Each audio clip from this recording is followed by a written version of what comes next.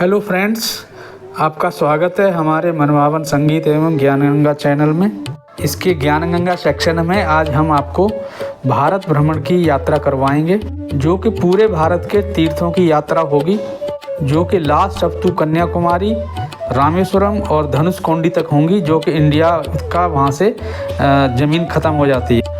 और हमारा परिचय, मैं भारतीय वायुसेना से retire senior non commissioned officer और साथ में मेरी वाइफ, हम दोनों आदमी हैं।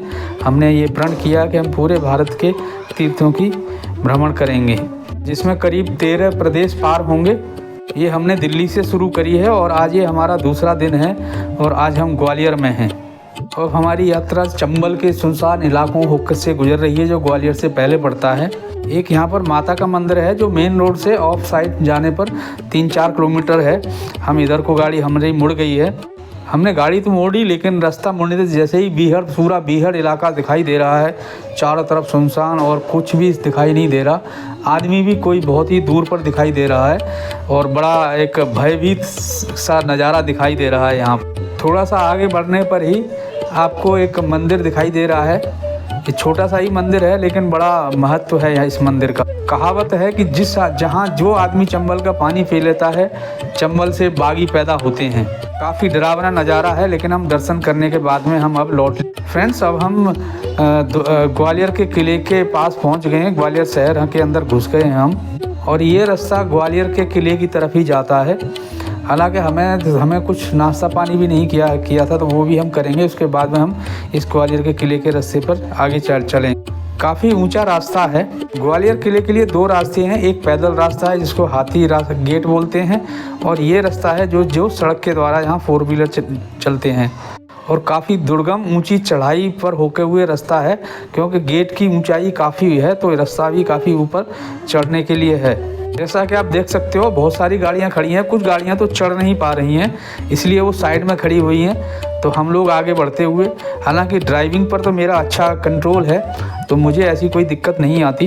काफ़ी ऊंचा रास्ता है और रास्ते की चौड़ाई भी बहुत कम है, तो थोड़ी सावधानी बरतनी पड़ेगी ऊपर चढ़ने तक के लिए। फ्रेंड्स, ग्वालियर के इलाके के बारे में हम बताते हैं। जो किला हम देखने जा रहे हैं, वो बाबर ने कहा है अपने उसमें बाबरनामा में कि ये किला एक रत्न है।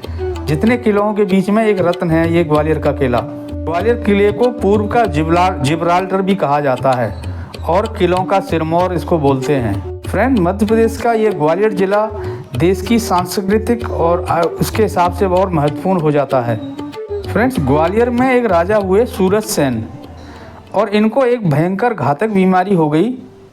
उनकी उस बीमारी का इलाज कहते हैं कि एक गालब ऋषि ने किया था, जिससे बाद में पूरी तरह ठीक हो गए। बताते हैं जिसके कारण ही इसका ग्वालियर नाम पड़ा है, और उन्हीं के सम्मान में ग्वालियर किले की स्थापना की गई। इस ग्वालियर क्षेत्र को महाभारत काल में भी गोप राष्ट्र कहा गया है। बाद में भी इसको गोपाचल, गोपगिरी, गोप पर्वत और गोपाद्री। तो फ्रेंड्स, देख रहे थे हम, काफ़ी ऊंची चढ़ाई है, और इस चढ़ने के बाद में अभी आगे रास्ते पर बढ़ रहे हैं। पहले इस किले पर गौरी का आधिपत्य हुआ, उसके बाद इल्तुतमिश, और 14वीं से 16वीं शताब्दी तक तोमर डायनेस्टी का इस पर आधिपत्य हुआ। राजा हुए वीर सिंह, मान सिंह और विक्रमादित्य। उसके बाद राजवंश के जिन्होंने यहाँ पे अपना शासन स्थापित 1732 में सिंधिया शासन आता है, और जो आज़ादी के बाद तक रहा।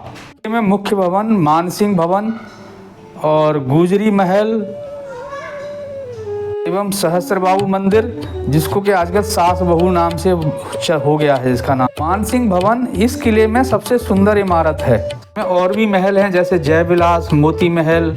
इसमें जो पेंटिंग देख रहे हैं, ये वेजिटेबल कलाओं की पेंटिंग है, और यहाँ से पूरे ग्वालियर का नज़ारा दिखाई देता है। ग्वालियर का किला ऐतिहासिक तौर पर बहुत ही महत्व रखता है, और ये 4 वर्ग किलोमीटर के अंदर में फैला हुआ है। 1857 के स्वतंत्रता संग्राम से पहले ही इस किले को रानी लक्ष्मीबाई ने भी अधिकार में ले लिया था, लेकिन अंग्रेज हीरोज ने उनका दमन कर दिया।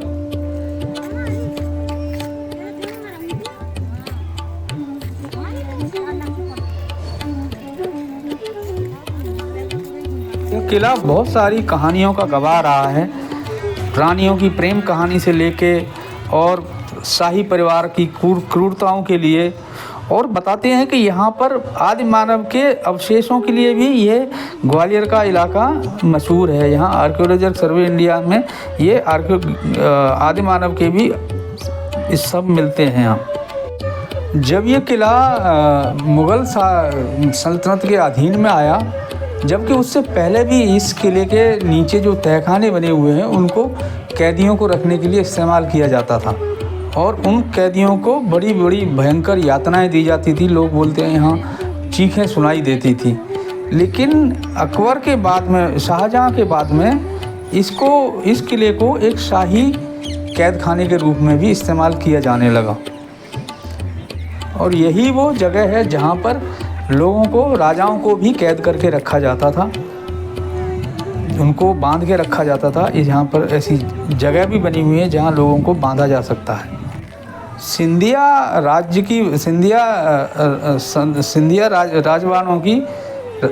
राजवंश की वास्तव में राजधानी उज्जैन थी, लेकिन बाद में इनको ग्वालियर जब इन्होंने राजधानी बनाई तो इस दूरी के कारण इस पर बीच में जाट राजाओं का भी अधिकार स्थापित हुआ। यहाँ पर इस किले को जाट राजाओं ने भी जीत लिया।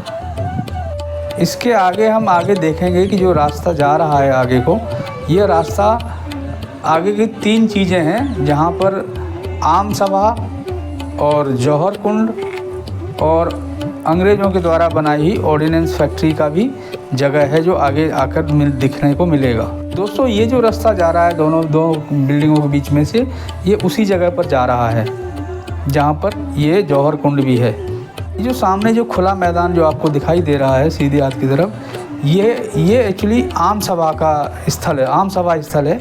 यहाँ बीच में राजा बैठते थे और उस आगे रंगारंग प्रोग्राम होते थे, और आगे जो है जनता उसको बैठ करके देखती थी, या कोई सभा अगर ऐसी सामूहिक सभा होती थी तो उसके लिए आयोजन यहाँ पर होता था। और ये जो सामने आप ऊंची सी छतरी नुमा चीज़ देख रहे हैं, ये छतरी यहाँ जाट राजा भीमसेन राणा जी की छतरी है, जो उस लड़ाई में शहीद हुए थे, और उनकी याददाश्त में ये छतरी बनवाई गई थी। और ये सामने अंग्रेज़ों के द्वारा बनाई गई ऑर्डिनेंस फैक्ट्री है। यहाँ बहुत सारे गोला बारूद आयुध वगैरह का निर्माण किया जाता था, जो कि लड़ाइयों के लिए इस्तेमाल होते थे। और ये जो सामने तालाब नुमा जो जगह है, इसको जौहर कुंड बोला जाता है। जब इल्तुतमिश की लड़ाई हुई तो उस समय यहाँ का जो राजा थे वो इल्तुतमिश से हार गए, तो उसी दौरान यहाँ बहुत सारी रानियों ने, दासियों ने इस कुंड के अंदर जौहर किया था। आज भी यह जौहर कुंड उस चीज़ की गवाही देता है, उस ऐतिहासिक घटना की गवाही देता है जहाँ बहुत सारी 1400 महिलाओं ने यहाँ जौहर किया था, बताते हैं ऐसा। इस ग्वालियर के किले ने अगर इसका इतिहास देखें तो सबसे ज़्यादा घटनाएं, ऐतिहासिक घटनाएं का यह किला साक्षी रहा है, जिससे मुग़ल सल्तनत से लेकर के रानी लक्ष्मीबाई, जाट साम्राज्य, उसके बाद में फिर दोबारा अंग्रेज़ों का शासन, बहुत ही लंबे समय के काल को इस किले ने देखा है।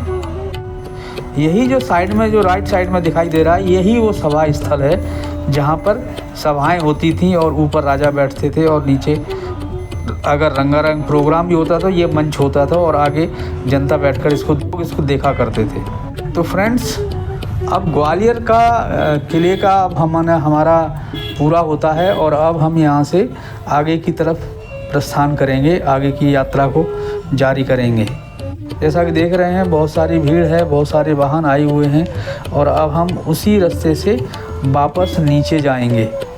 अब हम पार्किंग से जा कर के अपनी गाड़ी को निकालते हैं, और यहाँ से अभी हम वापस नीचे की तरफ उतरेंगे।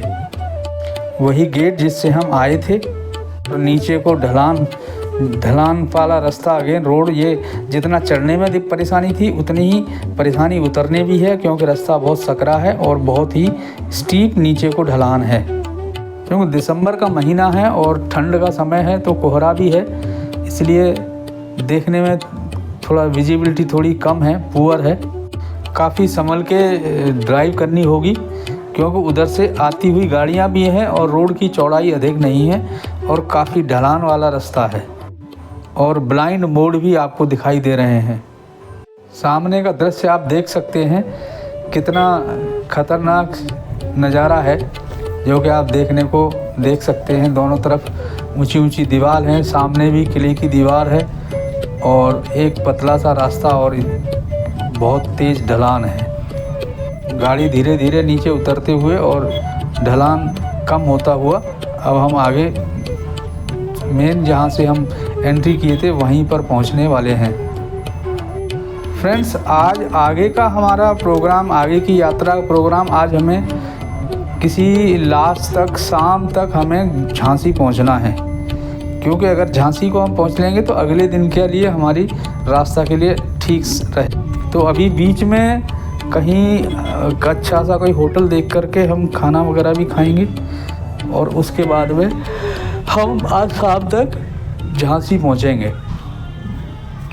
और ये राइट साइड में आप देखोगे कि कुछ बौद्ध के समय की भी मूर्तियां हैं जो बनाई हुई हैं। फ्रेंड्स, आपको ये हमारी भारत भ्रमण यात्रा कैसी लगी, आप अवश्य हमारे चैनल पर लिखें और सब्सक्राइब करें और बेल आइकन को प्रेस करके शेयर एंड लाइक करें।